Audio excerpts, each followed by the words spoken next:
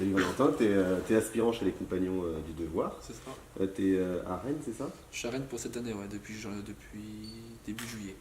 Donc tu as fait le 4L Trophy le mois dernier. Vous êtes rentré Ouais. il y a un mois à peu près, c'est ça? Je suis arrivé le 29, 30 février, 29, non 29 février, 29 février. Oui, 29 février. Pas trop dur la météo printanière de la France par rapport au Sahara? Pas trop dur, je sais pas. On avait une bonne température là-bas. On avait à peu près, on va dire 25, 28 la journée. D'accord.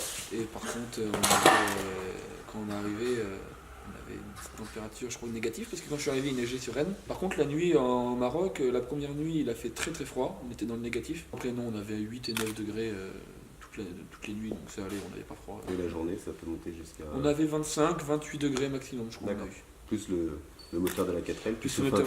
Oui, parce que vu que ça chauffe dur, faut mettre le chauffage à fond et Ouais. ouvrir les fenêtres. Ok, donc on va reprendre un petit peu le fil du parcours depuis les débuts du 4L Trophy pour vous, depuis cette aventure. Pas trop long les 2 jours à Biarritz avant de partir? Si, super long. Déjà, on a eu un petit problème aux vérifications le premier jour. D'accord. Parce qu'en fait, on fait les vérifications comme un contrôle technique, mais un peu plus accentué sur le châssis, sur le moteur qui a été modifié, sur l'électricité. Et en fait, le châssis, on avait un problème sur les longerons D'accord. qu'on n'avait pas remarqué. On a dû trouver un garage qui nous a réparé les longerons. Donc en fait, c'est une pièce qu'on a achetée à l'organisation du 4L Trophy. Mhm. Donc c'est 2 tôles qui sont pliées, en fait, ça vient se fixer sur le châssis. Et on nous a réparé ça, et puis dès que c'était prêt, c'était bon. Donc ça, c'était le premier gros coup de stress, Un si je peu peux de dire. stress, ouais. Ouais. J'avais vu les photos passer sur Facebook où t'avais pas l'air très content. Non, j'étais pas content, mais ouais, les 2 jours à Biarritz, c'était super long. Parce que le risque en fait c'était de éventuellement pas pouvoir partir à cause de ce problème-là. Et oui. Du début de l'idée, de la jeunesse du projet à aujourd'hui, admettons, enfin en tout cas au 28 février pardon, quand vous êtes rentré, ça a duré combien de temps Alors moi, je sais que ça nous a pris la semaine au retour du 4L Trophy, mais édition 2017. D'accord. Donc c'était mars, à peu près mars 2017. Donc un an. On a mis à peu près un an, on va dire, à préparer. pour boucler Le temps de ficeler les personnes qui partent, mettre en place le dossier de sponsoring, Oui. aller à la recherche des sponsors, acheter la voiture, Oui. préparer la voiture et partir. D'accord. Donc ça nous a pris à peu près un an de préparation. en tout. D'ailleurs, en parlant de voiture, on trouve encore des 4L en France aujourd'hui parce que c'est Alors- quand même une denrée qui doit se raréfier.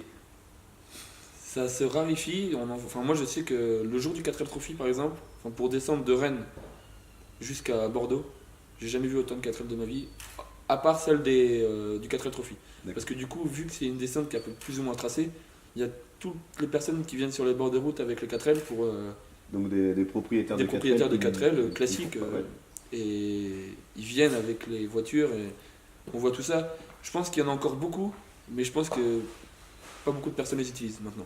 Alors j'ai regardé un petit peu les chiffres avant de préparer cet entretien. Il y a 8,1 millions de 4L qui ont été vendus en France depuis sa création en 61. Donc ça fait quand même un petit peu de voitures et j'ai pas compté encore celles qui étaient vendues à l'étranger, bien entendu. Donc le 4L Trophy, comme je le disais tout à l'heure, ça se fait pas tout seul, c'est un équipage de 2 personnes, on est d'accord. Est-ce que tu peux nous parler un petit peu d'Angelo, donc qui ne pouvait pas être là aujourd'hui parce que justement il a repris le travail, hein. C'est qui? Angelo, c'est Angelo, donc on s'est rencontrés en CQP dernière à Toulouse, pareil, tous les deux. Donc on s'était jamais vu avant et enfin, ça a marché entre nous dès le début, on s'est rencontrés en septembre et on s'est bien entendu directement. Donc on a pas mal parlé, pas mal fait connaissance. Puis voilà, quoi, c'est presque un frère, enfin, c'est comme un frère maintenant parce qu'on a partagé des moments que j'ai jamais partagé avec d'autres personnes. Des moments uniques, rien que comme le 4L Trophy, c'est... Et donc du coup ça te semblait évident que c'était avec Angelo que tu ferais le 4L Trophy, quoi. Il n'y a pas eu de... Nous ça s'est passé mais genre on était en stage, à 20h30 on était en cours le soir, pour cours perso. Et du coup le président de l'association qui nous a dit je le fais, je me suis retourné, j'ai dit Angelo on le fait ensemble. Il m'a dit oui, puis on l'a fait ensemble. C'était direct, ça venait du cœur que c'est parti. Et en même temps j'imagine que pour vivre cette expérience, il faut quand même un petit peu bien se connaître, il faut aussi se supporter, il faut réussir Et oui, à vraiment vivre ensemble parce que c'est quand même un espace confiné, la 4L est très confiné, oui, bah, c'est encore plus petit que ce canapé, là, on est encore plus proche. On aurait pu prendre un siège de 4L parce qu'il C'est paraît vrai. qu'il se démonte pour. Oui, il se démonte. J'ai été démonté pour la mienne, mais il n'y a que le frein à main qui nous sépare, donc ça fait environ 20 cm. D'accord. Mais oui, c'est très confiné. Il faut vraiment connaître la personne avec qui on le fait. D'accord. Enfin, comme tu disais tout à l'heure, il y a des tensions qui peuvent se créer. Oui. Donc nous, il y a eu des petites tensions, mais des tensions, je ne peux même pas appeler ça des tensions. Mais par exemple, le dernier jour, donc il y a une grosse soirée dans un restaurant à Marrakech, Oui. c'est chez Ali le restaurant, c'est un restaurant à ciel ouvert. Mm. Et on en voyait qui étaient tout seuls, enfin des groupes de 3 ou 5. On se demandait comment ça se fait que vous ne soyez pas Ensemble. un oui. chiffre pair, quoi. Je fais parce que ça passe plus quoi, avec mon copilote, Ah, ouais, ou parce que d'accord. du coup, faut vraiment choisir la personne avec qui on part. Bon, je vais te faire une petite question piège, il en faut bien une. C'est quoi le plus gros défaut d'Angelo alors? Alors s'il y en a qu'un, si t'en as 2 ou 3 à me donner, je vais prendre. Non, mais j'y réfléchissais tout à l'heure, mais ouais, je sais pas ce que je pourrais. Enfin, il y a forcément des défauts, mais on a tous des défauts. Je pense que, je sais pas, c'est peut-être. Je sais pas si c'est réellement un défaut, mais peut-être un peu plus calme. D'accord. Parce que moi j'étais un peu plus énervé, lui il était un peu plus calme, donc ça tempère. Une personne qui énerve, une personne qui est plus calme, ça fait quelque chose de régulier. Mais non, je sais pas si réellement j'aurais trouvé. Sur la Trophy, en tout cas, je sais pas réellement si j'ai trouvé des Même pas défauts. un petit ronflement la nuit qui. Non, qui c'est peut plus être moi ça. agaçant. Ah mince. Bah, il avait les boules Ouais, caisses. j'aurais peut-être dû lui poser la question. lui. Moi j'avais dit, il n'y a pas le choix, c'est pilote, je suis pilote, t'es le copilote. Il m'a dit, il n'y a pas de problème. Moi j'étais plus sur l'optique de rouler, lui il était plus sur l'optique de regarder, de diriger, de Prendre donner le les. temps, Donner, de prendre le temps. rester calme. Lui il était beaucoup plus concentré sur le fait du roadbook, parce qu'en fait un roadbook c'est un cap qu'on doit suivre. Oui. Donc ça va être un cap 80, ça va être un cap 120, c'est des caps différents sur tant de kilomètres. Donc ça veut dire 8,3 km, prenez le cap 150 D'accord. sur 15 km. Donc du coup, roadbook et en fait vous avez juste des indications. On vous dit de là où vous partez, bien sûr. Oui, bah, on partait tous du même endroit. Voilà. Donc, Il y avait l'arche de 4L Trophy, ouais. à partir du moment où on avait cette arche-là, donc on devait allumer les feux, Oui. être attaché, et c'était parti. D'accord. Et le roadbook. Et le roadbook, Et, avec alors, la et le console. nombre de kilomètres, c'est par rapport au compteur de la voiture, donc il faut être, Ah oui. faut être sûr du compteur. Ouais, quoi, parce que sur les moi, pistes, il a lâché en arrivant à Rennes. Puisque pendant les pistes, si le câble casse, c'est disqualification. Ah d'accord, ok. Donc oui, donc. Parce que du coup, ils savent pas combien de kilomètres. Et vu que c'est une course d'orientation, le but c'est de faire de moins de kilomètres possible. D'accord, ok. Donc du coup, nous, on n'a pas eu ce problème-là. Après, c'est comme je disais, c'est plus une course humanitaire qu'une course pour Oui. gagner. On faisait pas dans l'optique de gagner avec Angelo, c'était plus dans l'optique déjà de nous éclater avant tout. Mais après, c'était aussi dans l'optique, on aidait quand même pas mal les Marocains du désert, quoi. Alors justement, comment ça se passe? Enfin, du coup, quand vous partez de Biarritz, ils ouvrent le capot et vous dites il faut de la place pour mettre Alors, des denrées. Non, c'est nous qui ramenons. Ah, c'est vous qui ramenez. C'est nous qui D'accord. ramenons, donc on ramène les denrées alimentaires. Donc il y a une collecte à faire auparavant aussi dans le. Voilà. D'accord. Donc nous, les denrées alimentaires, on les a laissées à Biarritz. D'accord. Par contre, on avait quand même les affaires de sport, Oui. les affaires pour les écoles, donc ça va être des bouquins, c'était des crayons. Et du coup, là-bas, vous avez des organisations, en fait, des associations qui récupèrent en fait toutes vos denrées.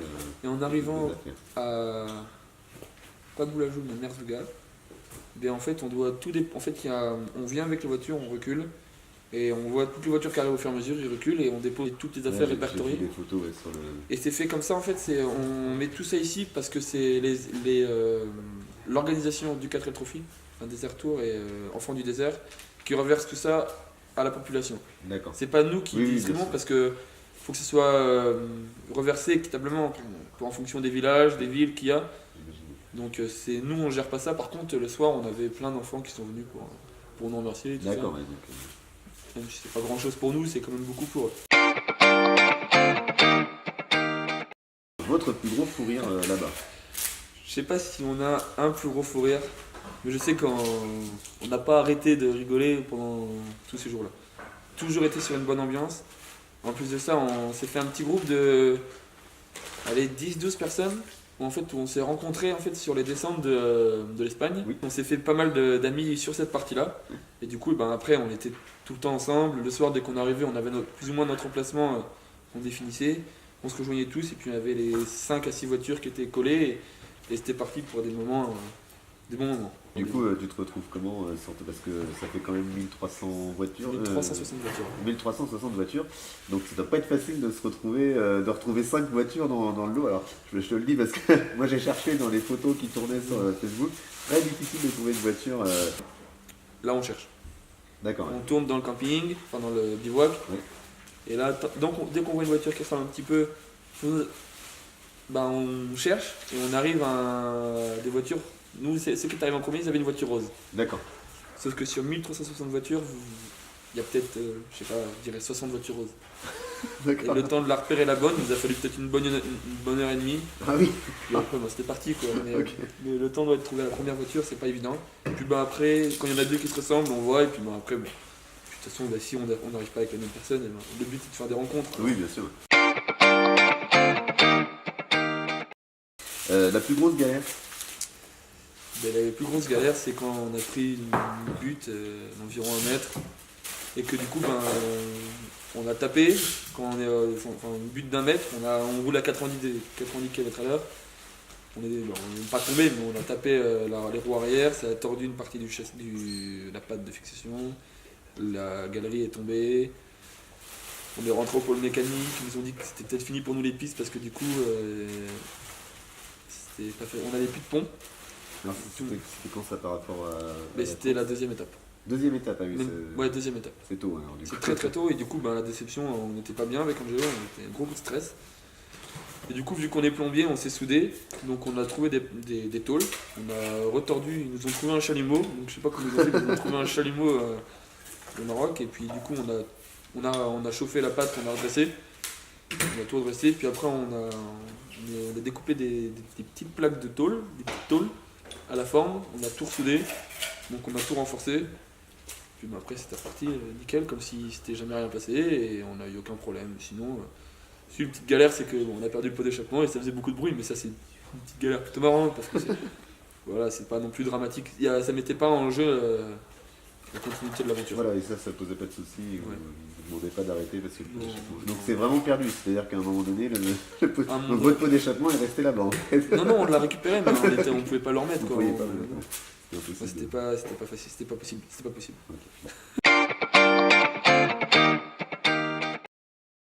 Votre plus beau coup de cœur? Alors là, je parlerai en mon nom. Oui. Beaucoup de cœur, je pense que. Moi, c'est surtout quelque chose d'impressionnant, c'est quand on roule sur la route avant d'arriver sur les pistes. Et quand on arrive sur les pistes, on s'est mis en haut d'une butte avec Angelo et on a écouté et le silence et la beauté du paysage. Moi, j'ai encore cette image. C'était vraiment. Moi, je pense que c'est mon plus beau coup de cœur parce que quand on arrive, on voit, on fait. C'est vraiment quelque chose d'impressionnant, quelque chose qu'on n'a jamais vu. On n'a jamais vécu, qu'on n'a jamais vu, on se serait jamais, je me serais jamais imaginé voir ça un jour. Même les photos que tu peux voir passer, Les photos qu'on voit, c'est des photos, on est derrière l'appareil, du coup on est derrière l'écran, on fait, ouais c'est ça. Mais quand on arrive et qu'on voit, et qu'on vit le moment, c'est... Non, c'est impressionnant, c'est vraiment, la plénitude quoi. Ouais, c'est quelque chose, c'est impressionnant, c'est l'immense, c'est immense, non, c'est impressionnant. Je sais pas ce que je pourrais donner comme mot pour ça, mais moi ça m'a vraiment marqué. C'était vraiment un coup de cœur, c'était vraiment beau. La petite anecdote qui va bien. Parti Fiat Williamson. D'accord. Je le rachèterai plus jamais. Parce qu'on on a acheté des conserves au cas où on n'avait pas quelque chose et on les a cuits. C'était affreux. Parce que t'avais quoi? T'avais un réchaud et tout? On avait pris un réchaud, on avait une glacière pour mettre des aliments qui doivent garder au frais. Ouais. Et on avait acheté des conserves. Donc on avait acheté le genre de choses qu'on n'a pas envie de manger au Maroc. Donc on avait acheté tartiflette, on avait acheté cannelloni, on a acheté je sais plus quoi, mais des choses que voilà, on veut pas manger au Maroc. Au Maroc, on veut manger une tagine, on veut manger tout ça, on veut pas manger une tartiflette. Et on arrive là-bas et le soir de l'étape marathon, on s'est dit avec Angelo, on se cuisinerait bien ça. Et c'était immangeable. C'est une anecdote, après c'est pas si c'est une anecdote soit moins importante, mais Sur le moment, j'étais pas possible, moi je dirais plus jamais. Dernière fois. La meilleure réussite, du coup, c'est déjà votre positionnement par rapport au reste des trophistes. Oui, nous on est arrivé 409e sur 1360. Mais je pense que la grosse réussite, ce serait pas réellement sur l'étape, ce serait le projet en général. Le projet en lui-même qui fait qu'on a pu le faire et qu'on s'est donné les moyens, qu'on s'est donné le temps, qu'on a pris le temps de le faire parce que ça prend beaucoup de temps. Je sais que vous aviez un autoradio dans la 4L, ce qui était hyper important. La playlist, c'était quoi alors? Alors la playlist, on a fait des playlists de toutes les musiques qu'on avait sur nos ordinateurs. On a téléchargé de toutes les musiques, ça partit des années 80. On pouvait autant avoir du Village People que du Jean-Jacques Goldman, que du Beyoncé. Sauf que du coup on a eu un problème. On avait préparé 6 clés USB et on a fait l'erreur de ne pas essayer les clés USB avant de partir et aucune ne fonctionnait. Donc j'avais un CD d'Orelsan. Basique, simple. Ouais, simple, basique, je sais pas. C'était très simple en tout cas. Mais du coup, on a rencontré les personnes qu'on a rencontrées sur la route d'Algeciras, en repartant de Biarritz. Ben, il y en avait qui avaient des clés USB, ils nous les ont passées, donc là c'était Cool. un mélange encore plus varié parce que nous on avait classé les clés USB, on avait marqué par exemple années 80, 90, 2000, rap, on avait électro, enfin tous, on avait tout. Et eux c'était vraiment n'importe quoi. Sur les clés USB on pouvait autant retrouver tous les styles qu'on peut avoir. Du classique à l'italien, au français, à l'anglais, à l'espagnol, enfin on avait tout. Donc ça crée des couvertes en fait. Ouais. Ce qui t'a le plus marqué, toi? Ce qui m'a le plus marqué, c'est les voitures au départ de Biarritz. Ah oui. Quand on voit un parking qui est rempli de 4L, donc il y en a de toutes les couleurs, de tous les sponsors. On va avoir des 4L type pick-up, on va avoir des savanes comme nous, on va avoir des F4, des F6. Non, il y a vraiment de tout. Non, c'est impressionnant. Une petite question comme ça, il y a des gazelles sur les pistes? Alors, je fais aussi le rappel gazelle, parce qu'il y a aussi le rallye des gazelles en ce moment qui se termine à l'instant, oui. justement. Donc, Oui, alors oui. Il y a énormément de gazelles, si on peut dire ça comme ça. Oui, bah, ça fait partie de nos connaissances. On était 3 voitures de gars, 3 voitures de filles. D'accord. Donc, mais oui, il y en a énormément. Enfin, il y avait 400 équipes entièrement féminines déjà. 400 ça équipes. fait 800 filles. Et il y avait des 4L aussi mixtes. Et les fêtes la nuit là-bas, c'est comment C'est sympa. T'imagines? On a le désert. Et du coup, qui dit désert dit pas de voisin. Qui dit voisin, donc là, un des partenaires du 4L Trophy, c'est Virgin Radio. Oui. Donc le soir, ils mettaient, donc on avait des grosses enceintes qui réveillaient aussi tous les trophistes le matin à 7h30. D'accord. Donc c'était des très grosses enceintes. Mais par contre, le soir, c'était c'était musique et puis soirée partout dans tout le bivouac. Je pense que c'est des soirées comme pour chez nous, parce qu'au final, il n'y a pratiquement que des Français qui font, donc on reste français et du coup, Donc vin et... Ah non, par contre pas de vin. Pas de vin, et voilà, c'était ma question en fait, parce que c'est vrai que... Ah oui, sinon non, c'était surtout des sponsors officiels San Miguel, je dirais.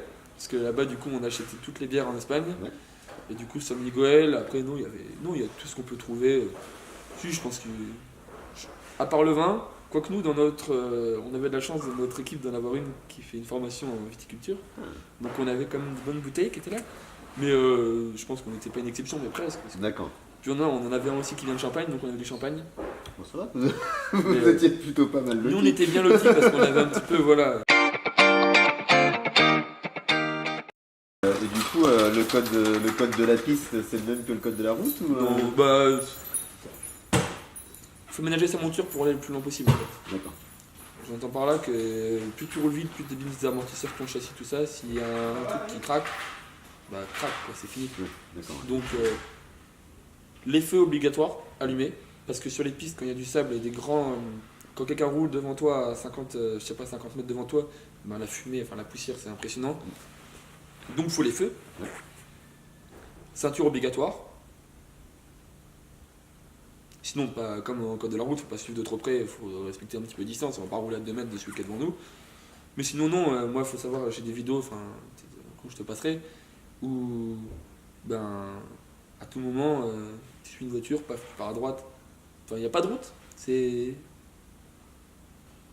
c'est la liberté, quoi, il n'y a rien. D'accord. Donc au final, on va où on veut, on fait ce qu'on veut, comme on l'entend et comme ça nous fait plaisir. On est responsable en fait, Mais hyper responsable parce qu'il faut juste. il faut suivre le cap par contre, parce que si on ne suit pas le cap, et ben, ça arrive que du coup, ben, on se retrouve dans des weds.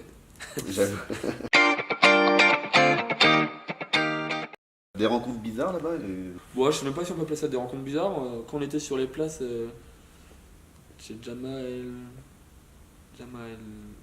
El Fna, je crois, il me semble, à Marrakech. Et là-bas, en fait, il y a de tout. Et en fait, bon, il y a des charmeurs de serpents. Ah oui. Mais sinon, non, c'est pas des rencontres bizarres, vu que c'est quand même plus ou moins tenu. Il tient ses serpents, on va pas aller les coller, on va pas aller les voir. Mais sinon, non, dans le désert en lui-même, non, aucune rencontre bizarre. Ce type d'expérience change un homme, c'est une vérité. Ça a changé quoi chez toi aujourd'hui, tu es revenu avec. Un regard différent quand même sur nous, sur la France, on va dire. Si on regarde au Maroc, dans le désert, comment ça se passe et comment ils sont, et on se dit que la politique plus ou moins française est de se plaindre, on va dire, quand même. On est quand même assez plaintif. Quand on voit ce qu'ils ont,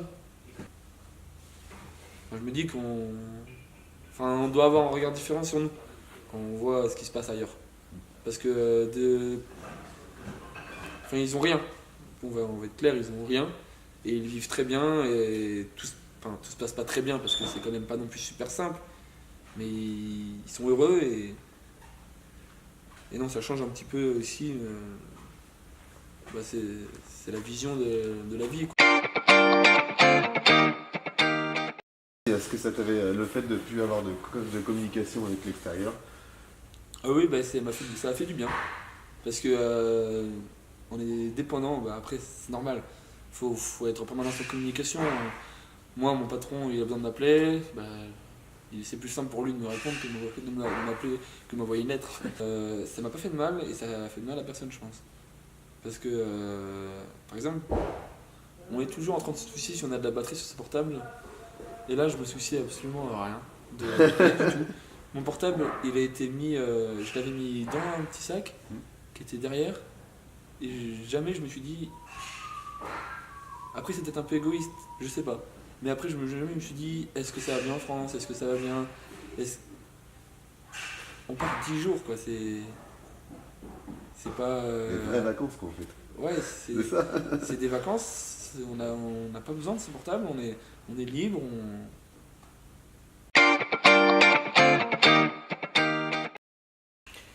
Et alors ce largeau qu'on vous a prêté, qu'on vous a donné d'ailleurs, à tous les deux, on vous a donné donc un largeau français fabriqué par FHB.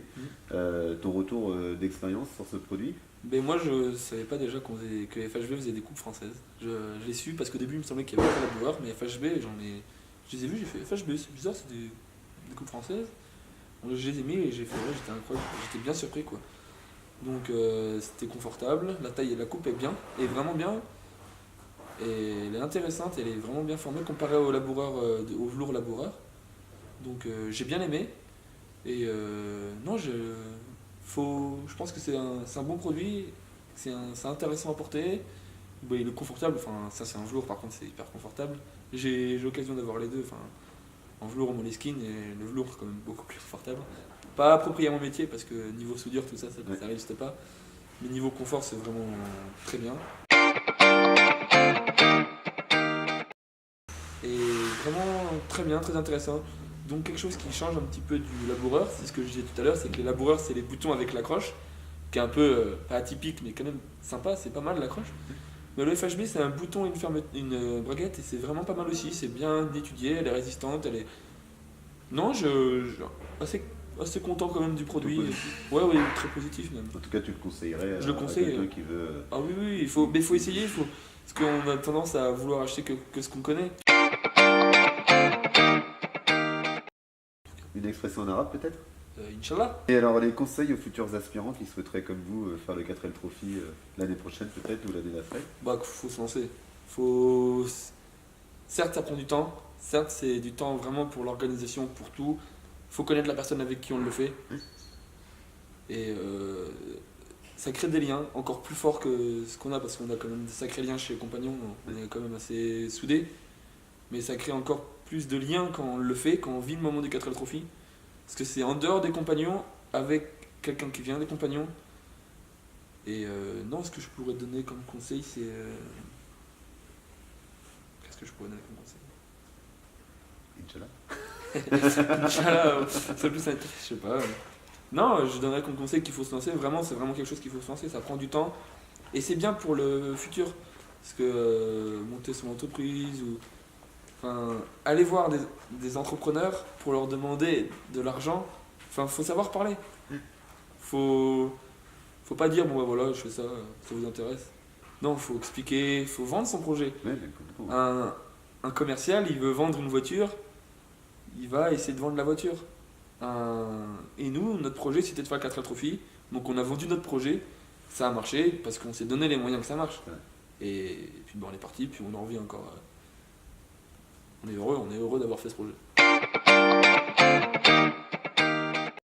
Est-ce que tu n'oseras pas avouer à nos lecteurs? Donc qu'est-ce que je pourrais pas dire? Là, je sais pas. Elles m'en ont voulu, c'est les filles avec qui on était, parce qu'en fait elles avançaient à rien. Et c'était sur l'étape marathon, et du coup, nous, on s'était distancés, et elles avançaient à rien, et on fallait qu'on rattrape l'autre partie de la grande équipe de 5-6 voitures, on va dire. Et les 3 équipes étaient là-bas, et nous, on rattrapait, parce que nous, on avait eu un petit problème, mais on disait avancez, on va vous rattraper. Et du coup, on les a rattrapés parce que du coup, elles avançaient rien. Et du coup, je me suis un peu énervé, je leur ai dit voilà, ça m'énerve. Et puis, je suis quelqu'un d'assez nerveux et je regrette de m'être énervé, mais bon, c'est comme ça, c'est fait. Et puis elles m'en veulent pas, et puis on les a revues, elles sont à Bordeaux, donc on les a revues, et puis elles m'en veulent pas, alors il n'y a pas de problème. En tout cas, je te remercie. Oui. Et puis à la prochaine. Et bien à la prochaine alors. Merci.